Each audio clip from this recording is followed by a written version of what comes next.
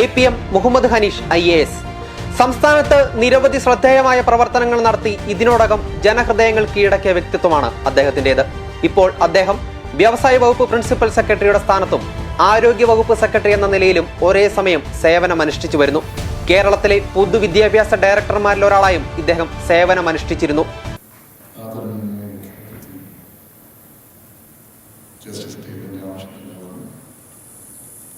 Study സെന്ററിന്റെ director അധ്യക്ഷൻ Shri Stephen Joseph, Shri doctor Jose Chacko Perippuram, ഇവിടെ സന്നിഹിതരായിരിക്കുന്ന സിവിൽ സർവീസിലെ എൻ്റെ പ്രിയപ്പെട്ട സഹോദരന്മാർ Shri Sethuraman IPS, Shri Jyothis Mohan IAS, Shrimati Rajeshwari Nair IAS, Shri MP Libin Raj IRPS, Rajagiri school of engineering and ടെക്നോളജിയുടെ director reverend father doctor Jose Koriyadath CMI, Malayala മനോരമയുടെ പ്രിയപ്പെട്ട സുഹൃത്തുക്കൾ ശ്രീ സിനു മാത്യു, ശ്രീ S രമേശ്, ഇവിടെ സന്നിഹിതരായിരിക്കുന്ന മിടുക്കന്മാരെ, മിടുക്കികളെ, മാതാപിതാക്കളെ, രക്ഷാകർത്താക്കളെ, ഇന്ന് ഇത്രയും വലിയ ഒരു ചടങ്ങിൽ പങ്കെടുക്കുമ്പോൾ 10 വർഷക്കാലത്തെ പഠനം കൊണ്ട് ആറ്റിക്കുറുക്കിയെടുത്ത സമവാക്യങ്ങളും അതോടൊപ്പം മനസ്സിലാക്കിയിട്ടുള്ള തത്വങ്ങളുമെല്ലാം കൃത്യമായിട്ട് പ്രകാശിപ്പിച്ച് ജീവിതത്തിലെ ആദ്യത്തെ പൊതുപരീക്ഷയിൽ ഉജ്ജ്വല വിജയം കരസ്ഥമാക്കിയ നിങ്ങളിൽ ഓരോരുത്തരും അനുമോദിക്കട്ടെ. ഈ ഒരു വിജയം സമ്പാദിക്കുമ്പോൾ സ്വാഭാവികമായിട്ടും മറ്റാരും ചിലപ്പോൾ പറഞ്ഞു തന്നില്ല എങ്കിൽ പോലും നിങ്ങൾക്ക് കൃത്യമായിട്ട് കൈവശമുള്ള ചില ഘടകങ്ങളുടെ സമന്വയം കൊണ്ടാണ് ഈ വിജയം കരസ്ഥമാക്കാൻ സാധിച്ചത് എന്ന് നിങ്ങളിൽ ഓരോരുത്തർക്കും അറിയാവുന്നതാണ്. ആ ഘടകങ്ങൾ തീർച്ചയായിട്ടും നമ്മൾ നോക്കുമ്പോൾ ഇങ്ങനെ തന്നെ പറയാൻ സാധിക്കും: ആത്മവിശ്വാസം, കഠിനാധ്വാനം, കൃത്യമായിട്ടും ഉള്ള ലക്ഷ്യബോധം, അതിലെല്ലാം ഉപരിയായി വ്യക്തമായിട്ടും പരസ്പരം ഉള്ള വിശ്വാസങ്ങളും, മാതാപിതാക്കളും കുഞ്ഞുങ്ങളും തമ്മിൽ, അധ്യാപകരും വിദ്യാർത്ഥികളും തമ്മിൽ എല്ലാമുള്ള ട്രസ്റ്റ് എന്ന വാക്ക്, ഇതെല്ലാം ചേർന്നാണ് വാസ്തവത്തിൽ പഠനത്തിൽ ഇത്രത്തോളം പുരോഗതി നേടുവാൻ നിങ്ങളിൽ ഓരോരുത്തർക്കും സാധിച്ചത്. എന്നാൽ നമ്മൾ ഏതെങ്കിലും ഒരു ഗിരിശൃംഗത്തിൻ്റെ മുകളിൽ എത്തിയോ എന്നൊരു ചോദ്യമുണ്ട്. ഒരിക്കലുമായിട്ടില്ല. താഴ്വാരങ്ങൾ മാത്രമേ താണ്ടിയിട്ടുള്ളൂ. ഇനി നമ്മുടെ മുന്നിൽ ഒരുപാട് കൊടുമുടികൾ ബാക്കിയുണ്ട്. ആ കൊടുമുടികൾ കയറുവാനും ഉയരങ്ങളിലെത്തുമ്പോൾ അവിടെ അങ്ങനെ വിശ്രമിച്ചു നിൽക്കാതെ പിന്നെയും മുന്നോട്ട് പോകാനും നിങ്ങളിൽ ഓരോരുത്തർക്കും സാധിക്കണം. നമുക്ക് ഈ ലോകത്തിന് തന്നെ നൽകാനുള്ള ചില സന്ദേശങ്ങളുണ്ട്.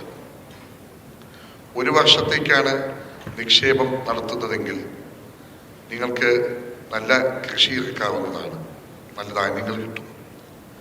10 വർഷത്തേക്കുള്ള നിക്ഷേപമാണ് നിങ്ങൾ ഉദ്ദേശിക്കുന്നതെങ്കിൽ മരത്തൈകൾ നട്ടുവളർത്താവുന്നതാണ്.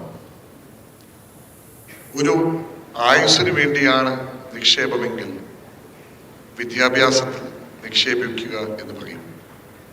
അത് തീർച്ചയായിട്ടും നടത്തുവാൻ വിവിധ സർക്കാരുകൾക്കും വിവിധ സംവിധാനങ്ങൾക്കും ഏറെക്കുറെ സാധിക്കുന്നു എന്നതാണ് നമ്മുടെ കേരളത്തെ സംബന്ധിച്ചിടത്തോളമുള്ള ഏറ്റവും വലിയ ശക്തി അല്ലെങ്കിൽ സൗന്ദര്യം. ഇവിടെ നിന്ന് മുന്നോട്ട് പോകുമ്പോൾ പഴയ കാലത്തെ അപേക്ഷിച്ച് 2 or 3 കൃത്യമായിട്ടുള്ള വാതായനങ്ങളല്ലാതെ ഒരുപാട് അവസരങ്ങളുടെ വാതായനങ്ങൾ നിങ്ങളുടെ മുമ്പിലുണ്ട്. ആസ്ട്രോഫിസിക്സ് മുതൽ തുടങ്ങി സുവോളജിയുടെ ഏറ്റവും ഉദാത്തമായ മേഖലകൾ വരെ. അങ്ങനെ നീണ്ടുപോകുമ്പോൾ സ്വാഭാവികമായിട്ടും എനിക്കാരാകണം, ഞാൻ എന്താകണം എന്ന ചോദ്യം നമ്മിൽ അങ്കുരിക്കുക സ്വാഭാവികമാണ്. അങ്ങനെ വരുമ്പോൾ ഒരു കാര്യം ചിന്തിക്കുക. നമ്മുടെ മനസ്സിൽ, എൻ്റെയും നിങ്ങളുടെയും എല്ലാം മനസ്സിൽ 8ാം ക്ലാസ്സിലും 10ാം ക്ലാസ്സിലും 12ാം ക്ലാസ്സിലും പഠിക്കുമ്പോൾ ചില ആശയങ്ങൾ, ചില സ്വപ്നങ്ങൾ സ്വാഭാവികമായിട്ടും വരും. ആ സ്വപ്നങ്ങളിൽ ചിലതൊക്കെ ഭ്രാന്തമായിരിക്കാം. ഭ്രാന്തമായ സ്വപ്നങ്ങൾ പോലും ഭ്രാന്തല്ല എന്ന് തിരിച്ചറിയാനും അതിലും ഒരുപാട് സത്യത്തിൻ്റെ അംശങ്ങളുണ്ട് എന്നറിഞ്ഞും മനസ്സിലാക്കിക്കൊണ്ട് മുന്നേറുവാനും സാധിക്കണം. പിന്നെ അങ്ങോട്ടൊരു കുതിപ്പാണ്. പ്രശസ്ത ഫ്രഞ്ച് സാഹിത്യകാരൻ വിക്ടർ ഹ്യൂഗോയുടെ വാക്കുകൾ അതീവ അങ്ങേയറ്റം ചിന്തോദ്ദീപകമാണ്. You can resist the invasion of the armies, but not an idea whose time has come. സൈന്യങ്ങളുടെ പടയോട്ടത്തെ തീർച്ചയായിട്ടും പ്രതിരോധിക്കാൻ സാധിക്കും. എന്നാൽ കാലത്തിനനുസരിച്ച് വന്നു ചേരുന്ന ഒരു ആശയത്തെ അല്ലെങ്കിൽ ഒരു ചിന്തയെ തടുത്തു നിർത്താൻ ആർക്കും സാധിക്കുകയില്ല എന്നാണ് പറയുന്നത്. അതോടൊപ്പം കൂട്ടിച്ചേർത്ത് വായിക്കേണ്ട ഗ്രീക്ക് ലോകത്തിൻ്റെ തന്നെ ഏറ്റവും വലിയ ചിന്തകന്മാരിൽ ഒരാളായ സോക്രട്ടീസിന്റെ വാക്കുകളുണ്ട്.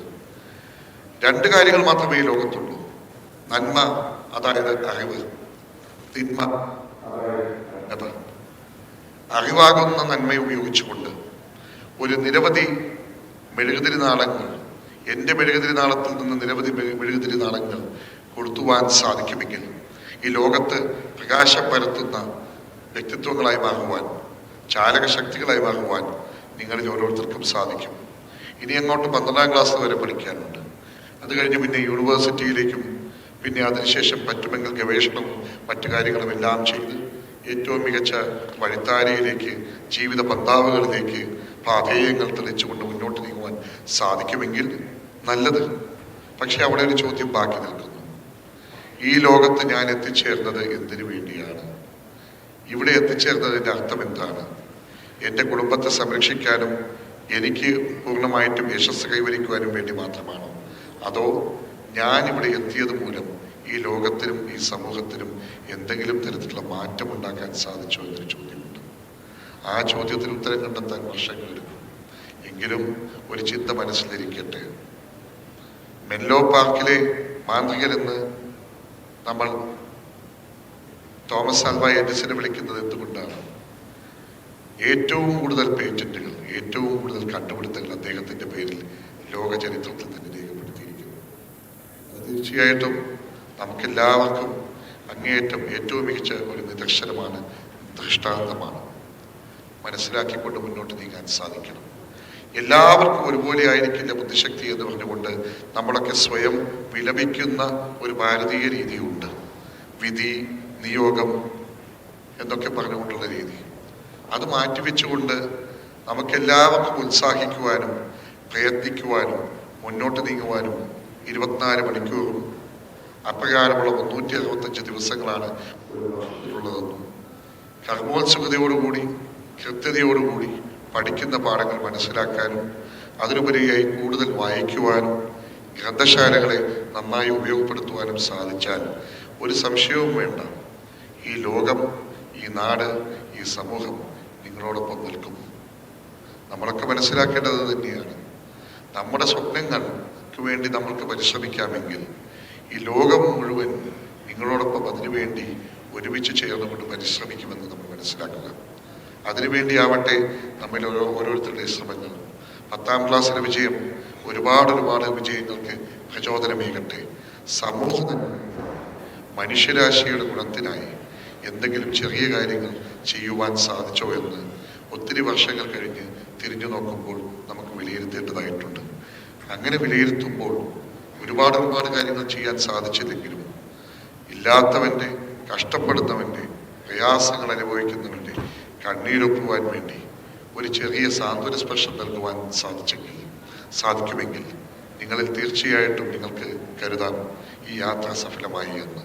അത്തരത്തിലുള്ള സാഫല്യമണിയുന്ന യാത്രകളിലേക്ക് മുന്നോട്ട് പോകുവാൻ നിങ്ങളിൽ ഓരോരുത്തർക്കും പ്രപഞ്ചനാഥൻ, ജഗന്നിയന്താവ് എല്ലാ അർത്ഥത്തിലുമുള്ള അനുഗ്രഹങ്ങൾ നൽകട്ടെ എന്നും ആശംസിച്ചുകൊണ്ട് ഞാൻ എൻ്റെ എളിയ വാക്കുകൾ ഉപസംഹരിക്കുന്നു. എല്ലാവർക്കും മംഗളാശംസകൾ. നമസ്കാരം.